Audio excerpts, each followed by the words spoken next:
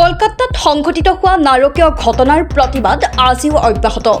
দেশ জোকাৰি যোৱা এই জঘন্য কাণ্ডৰ চাঞ্চল্য আজিও মাৰ যোৱা নাই। অভয়াপুৰীতো আজি দেখা গ'ল একেই পৰিৱেশ। এফালে যদি মৌন সমদল, আনপিনে আকৌ উই ৱান্ট জাষ্টিছ ধ্বনি। অভয়াপুৰী আঞ্চলিক ছাত্ৰ সন্থা তথা ৱাৰিয়ৰ্ছৰ বঙাইগাঁও জিলা সমিতিৰ উদ্যোগত আৰু অভয়াপুৰী মহাবিদ্যালয়ৰ ছাত্ৰ ছাত্ৰীৰ লগতে অভয়াপুৰীবাসী ৰাইজে এই প্ৰতিবাদী কাৰ্যসূচীত ভাগ লয়। অভয়াপুৰীৰ পৰা নাছিৰ উদ্দিনৰ ৰিপৰ্টাৰ লাইভ অসম। অভয়াপুৰী মহাবিদ্যালয় ছাত্ৰ একাতা সভাৰ সহযোগত অভয়াপুৰী ৰাইজ আমি স্বতঃস্ফূৰ্তভাৱে আজি অভয়াপুৰী ৰাজবাৰী পুখুৰীত একত্ৰিত হৈছোঁ।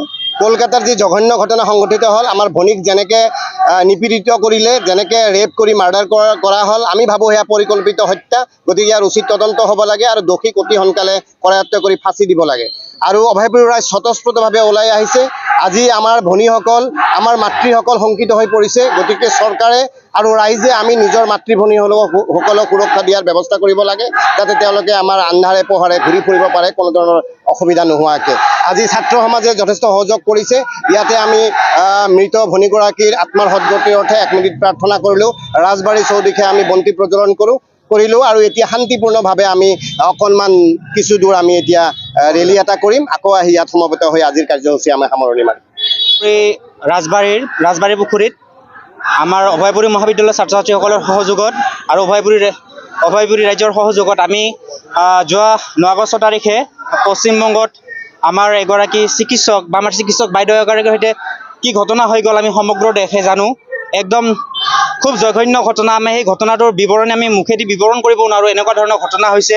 গতিকে এনেকুৱা ধৰণৰ ঘটনা যাতে পৰৱৰ্তী সময়ত নহতে, এয়াই যাতে শেষ হওক, এই আশা। আৰু আমাৰ যিগৰাকী বাইদেউ আছিলে, বাইদেউগৰাকীৰ আত্মাৰ সদ্গতিৰ বাবে আমি আজি ইয়াতে বন্তি প্ৰজ্বলন আৰু তেখেতৰ যিসকল দোষী আছে, দোষীসকলে যাতে উচিত আৰু কঠোৰ শাস্তি কম দিনৰ ভিতৰতে পায়, সেই উদ্দেশ্য আগত ৰাখি আমি আজি ৰেলী আৰু অকণমান আপোনাৰ আমি অলপ প্ৰটেষ্ট কৰিবলৈ ওলাইছোঁ। আমি এতিয়াতো সমদলটোৱে কৰি আছোঁ। আজি তাৰমানে যিটো ঘটনা হৈ গৈছিল, তাৰে কাৰণে আজি মৌন সমদল আমি কৰিছোঁ। আৰু মৌন সমদল কৰি আমি এটা কথাই প্ৰতিপন্ন কৰিব বিচাৰিছোঁ যে যিটো আইন ব্যৱস্থা, তেওঁলোকৰ ওপৰত আমাৰ সম্পূৰ্ণ বিশ্বাস আছে।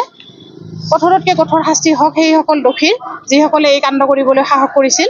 আৰু আমি সেইটোকে কামনা কৰিছোঁ। আৰু আজি তেখেতৰ কিহত আমি আজি শ্ৰদ্ধাঞ্জলি জ্ঞাপন কৰিম আৰু এনেকৈ মৌন সমদল কৰিছোঁ। গতিকে আমি সেই দিশত আমি নজৰ দিব লাগিব।